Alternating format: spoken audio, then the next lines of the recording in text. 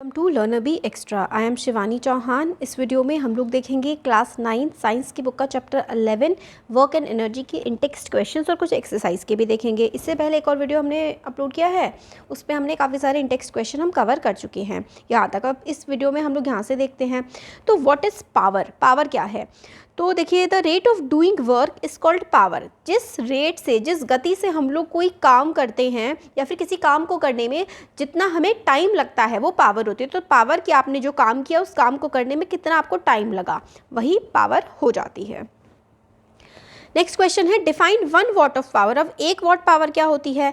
तो power of an object is said to be 1 watt. तो यहाँ पे इतना तो आप चाहे छोड़ भी दीजिए, एक पावर 1 वॉट होती है किसी भी काम की if it does 1 joule work in 1 second. 1 joule work, simple याद रखिए कि 1 जूल वर्क अगर कर रहे हैं आप, 1 जूल वर्क अगर आप 1 सेकेंड में कर रहे हैं ना, तो पावर क्या हो जाएगी? 1 वॉट हो जाएगी। 1 जूल वर्क 1 सेकेंड में कर रहे हैं तो पावर क्या हो जाएगी? पावर हो जाएगी 1 वॉट। जैसे कि अभी यहाँ पे देखिए, तो 1 जूल वर्क, वर्क की क्या यूनिट होती है? जूल। तो 1 जूल वर्क अगर आप, और सेकंड की टाइम की यूनिट क्या होती है? सेकंड।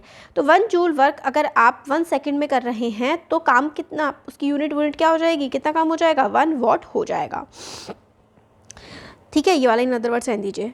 नेक्स्ट क्वेश्चन है, अ lamp consumes 1000 joule of electrical energy. एक लैम्प है वो 1000 जूल इलेक्ट्रिकल एनर्जी कंज्यूम कर रहा है 10 सेकेंड में।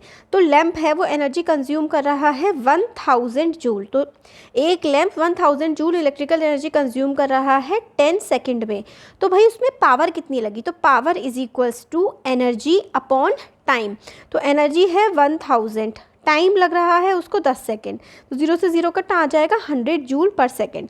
तो power is equals to energy consumed upon time. Power क्या होती है? एनर्जी कितनी कंज्यूम हो रही है और टाइम कितना लग रहा है। तो एनर्जी कंज्यूम्ड 1000 टाइम 10, 0 से 0 कटा तो 100 जूल पर सेकेंड, या फिर पावर लगेगी इस केस में 100 वॉट।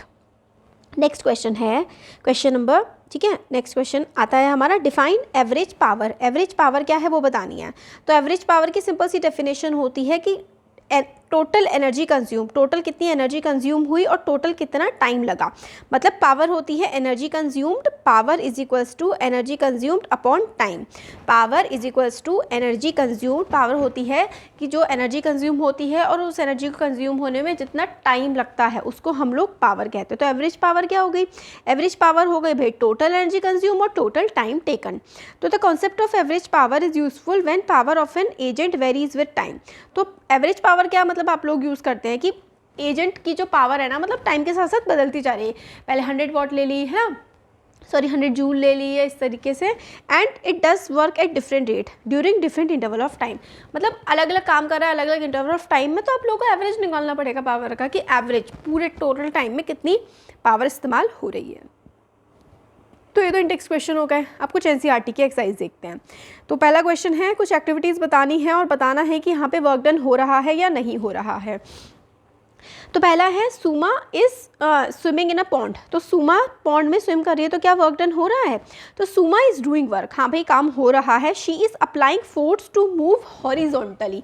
तो काम हो रहा है क्योंकि सुमा फोर्स को अप्लाई कर रही है ताकि हॉरिजॉन्टल, मतलब इस तरीके से ताकि वो आगे बढ़ सके, तो वो फोर्स अप्लाई कर रही है। नेक्स्ट है, अ donkey is carrying a load on it's back. Donkey जो है वो अपने कंधे पर अगर सामान लेकर के है, ठीक है, तो क्या वो कोई काम कर रहा है? तो donkey is not doing any work here, the displacement and the force are at 90 degree angle. तो देखिए पता है क्या है, ये वाली जो चीज़ है ना वो अच्छे से आप लोगों को 12th क्लास में समझ में आएगी, क्योंकि फोर्स जब भी परपेंडिकुलर होती है ना 90 डिग्री, क्योंकि एक्चुअल में फोर्स का फॉर्मूला यहाँ पर क्या होता है, यहाँ पे जो डॉट लगाया जाता है, आपको लगता है ना कि मल्टीप्लाई होता है, मल्टीप्लाई नहीं होता, वो डॉट होता है।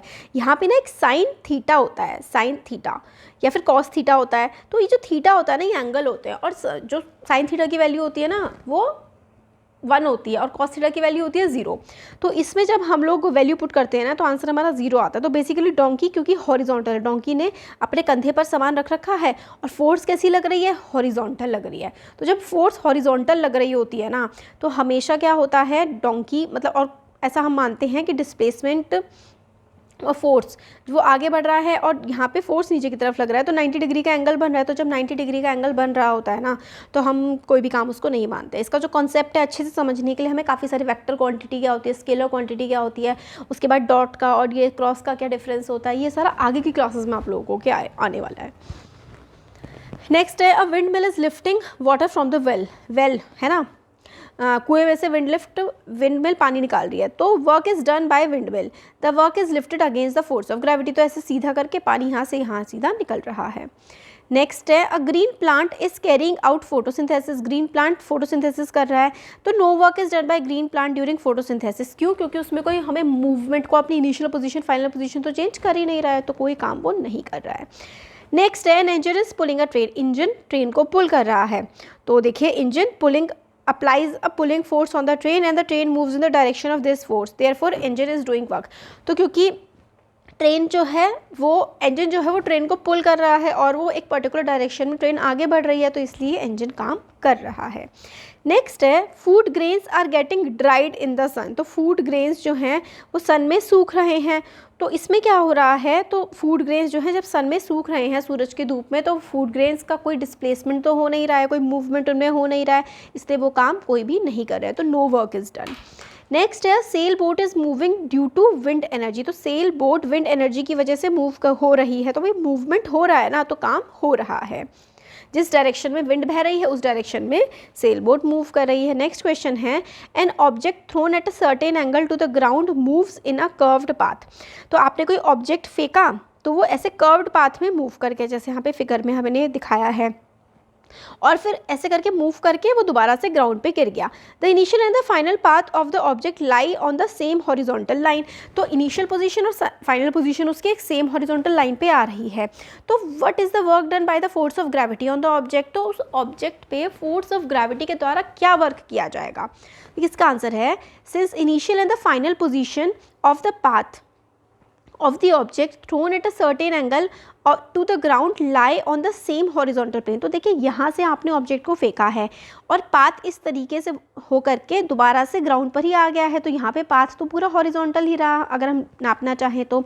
The displacement of an object is in the horizontal direction, तो बिल्कुल सीधी डायरेक्शन में है, हॉरिजॉन्टल डायरेक्शन में है डिस्प्लेसमेंट, मतलब मूवमेंट ऑब्जेक्ट का। The force of gravity on the object acts vertically downwards, so no work is set to be done. तो force of gravity जो है ऑब्जेक्ट पर वो डाउनवर्ड लग रही है ना, वर्टिकली डाउनवर्ड जो है फोर्स ऑफ ग्रेविटी उसकी लग रही है, इसलिए हम लोग कहेंगे, तो देखिए यहाँ पर एक एंगल बन रहा है ना, इस एंगल की वैल्यू हमारी 0 बन जा रही है, इसकी वजह से कोई भी वर्क हम नहीं कहेंगे कि हुआ है। तो इसमें यही है कि सिंस इनिशियल फाइनल पोजीशन जो है पाथ की ऑब्जेक्ट की thrown at a certain angle, एक पर्टिकुलर एंगल पे ग्राउंड पर वो आकर के दोबारा से गिर जा रहा है, और सेम उसी प्लेन पर जहाँ पर वो पहले था। Displacement of an object is in the horizontal direction, displacement भी हॉरिजॉन्टल ही डायरेक्शन में है। Force of gravity on the object acts vertically downward, अब ऐसे गया था और force of gravity downward act करी तो वो नीचे आ गया, तो इसीलिए हम लोग कहेंगे कि उस पर कोई भी वर्क उसने नहीं किया है। और ये आगे के जो, चलिए थर्ड क्वेश्चन और देख लेते हैं।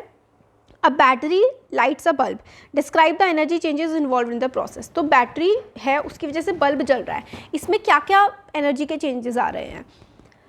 तो battery convert chemical energy into electrical energy, तो बैटरी में जो केमिकल एनर्जी होती है ना, फिर लाइट जल जाती है ना, हम लोगों को दिख जाता है कि लाइट हो गई, मतलब रोशनी हो जाती है, तो केमिकल एनर्जी इलेक्ट्रिकल एनर्जी में कन्वर्ट हो रही है।